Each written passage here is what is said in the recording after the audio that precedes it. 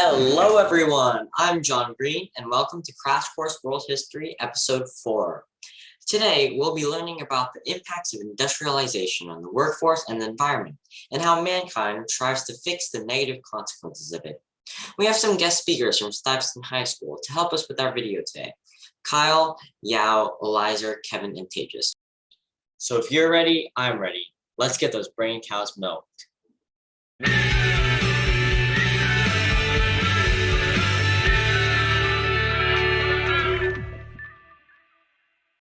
Thank you, Mr. Green, for that wonderful introduction. The Industrial Revolution brought many changes to societies and the environment that people lived in, opening up new jobs in urban areas and vastly affecting the entire globe. It improved people's lives by making mass production far easier than before, allowing for the boom in consumer goods. Not only that, this increased employment opportunities as the occupations that previously required certain skill were being replaced by low-skill workers who knew how to work the machines. This meant more opportunities for less skilled workers, allowing in a boom in jobs for them. However, behind these benefits brought about by the Industrial Revolution, there were major issues to be dealt with, and these problems still linger today. We'll be exploring the problems we believe to have the largest impact on the world.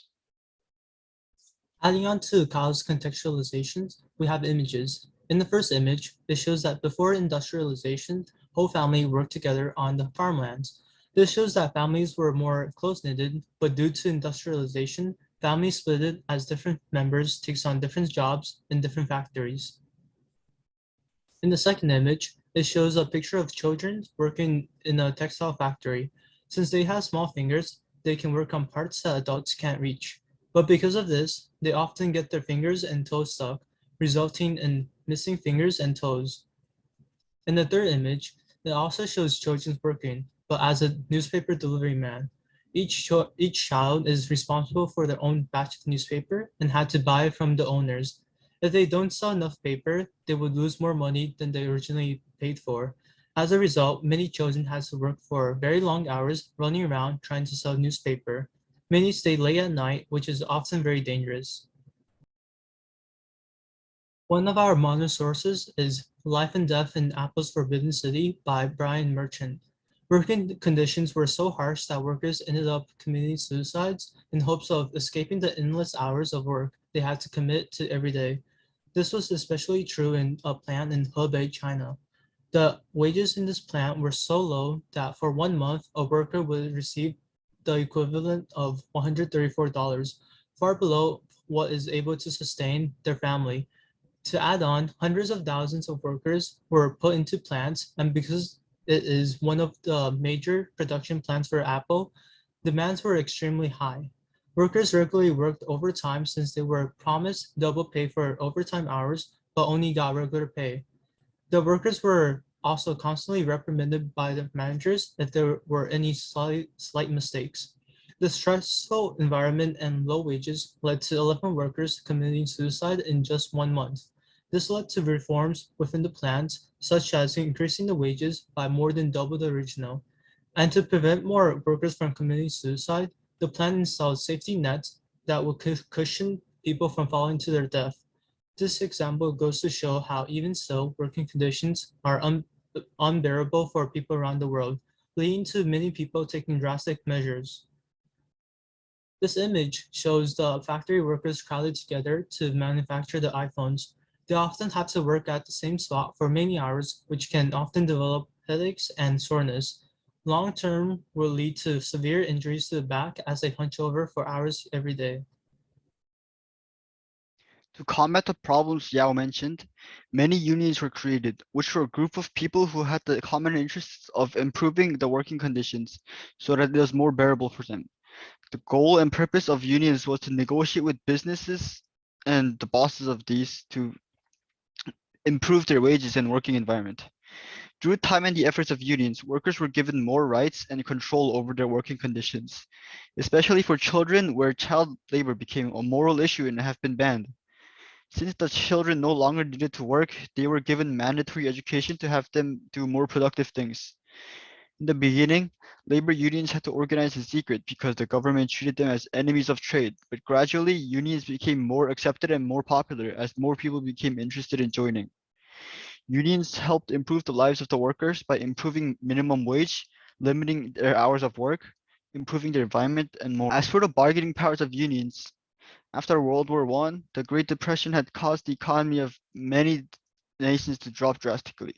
As a result, the industrial workers had more bargaining rights, and by the end of World War II, more than 12 million workers belonged to unions, and collective bargaining had taken hold throughout the industrial economy, similar to what happened after the Black Death and the serfdom.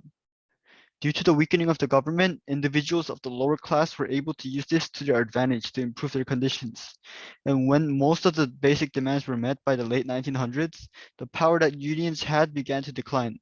But even then, there were over 14 million workers still part of a union.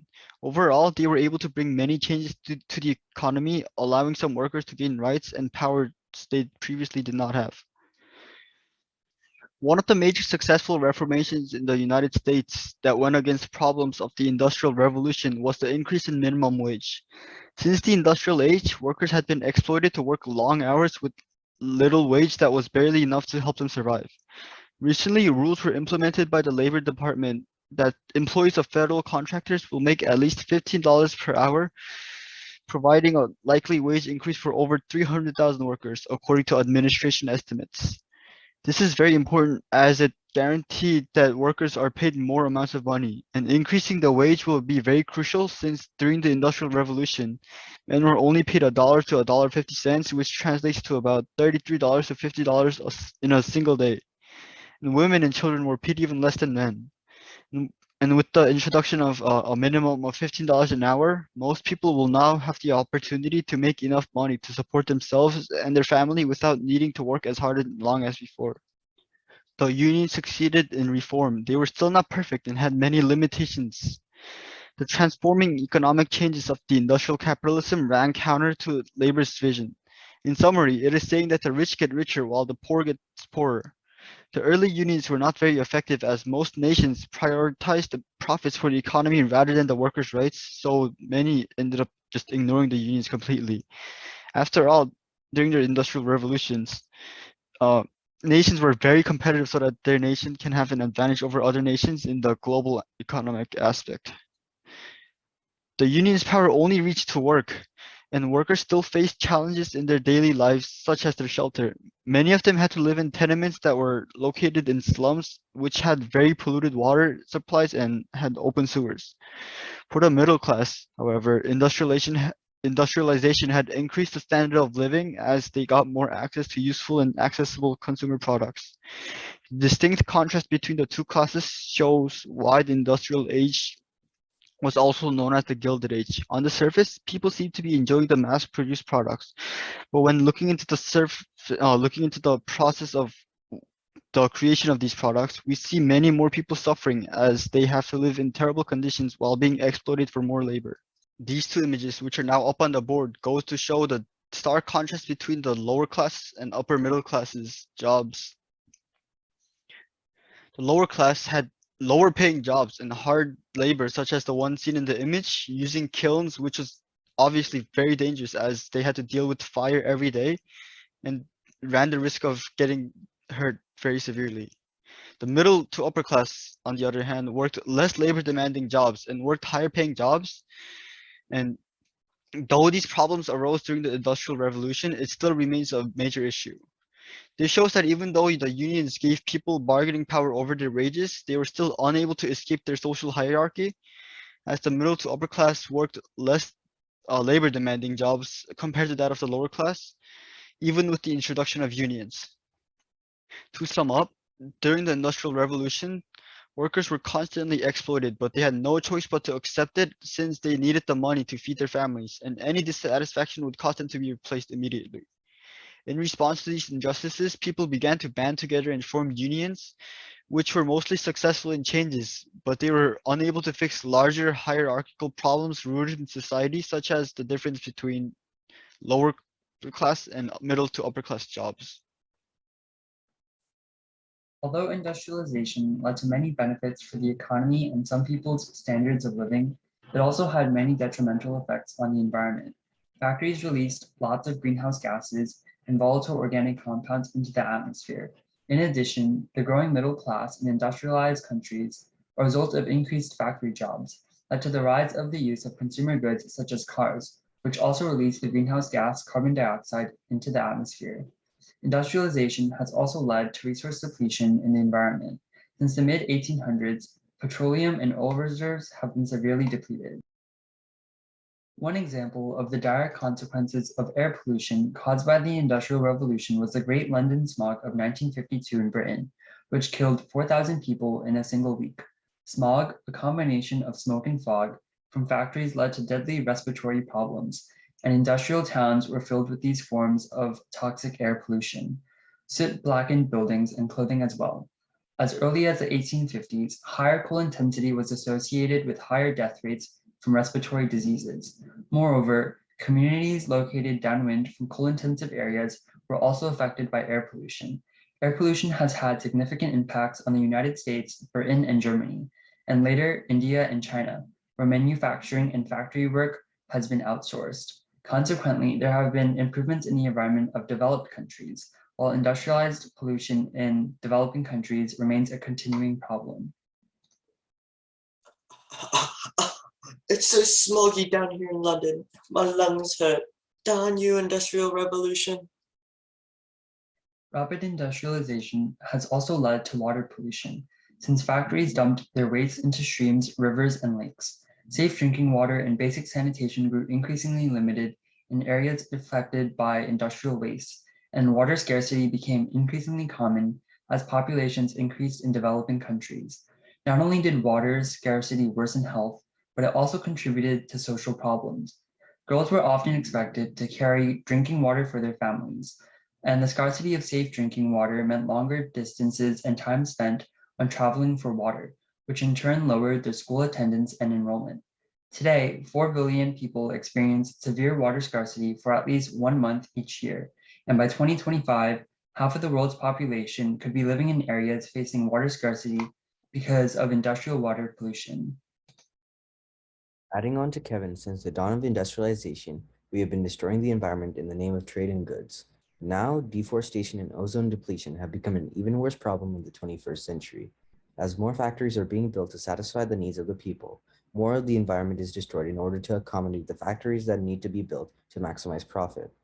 Industrialization was a tool that led to the need for deforesting lands and releasing greenhouse gases into the atmosphere to maximize profit in a free market society.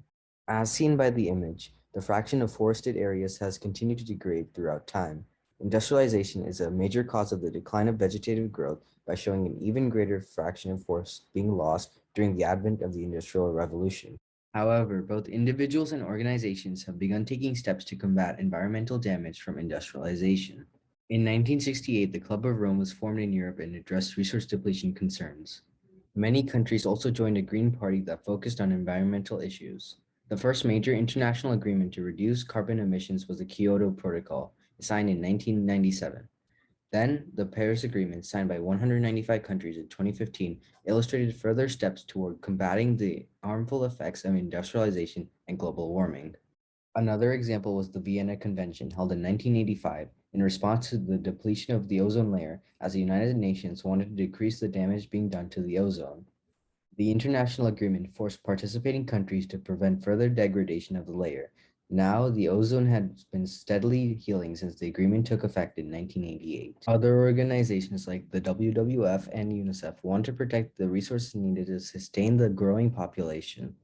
Since water scarcity is getting worse and worse, UNICEF is looking to start identifying new water resources, improving the efficiency of water resources, planning for urban scarcity, expanding technologies to ensure climate resilience, changing behaviors within communities, planning national water needs, and providing education to improve chances at protecting the water supply.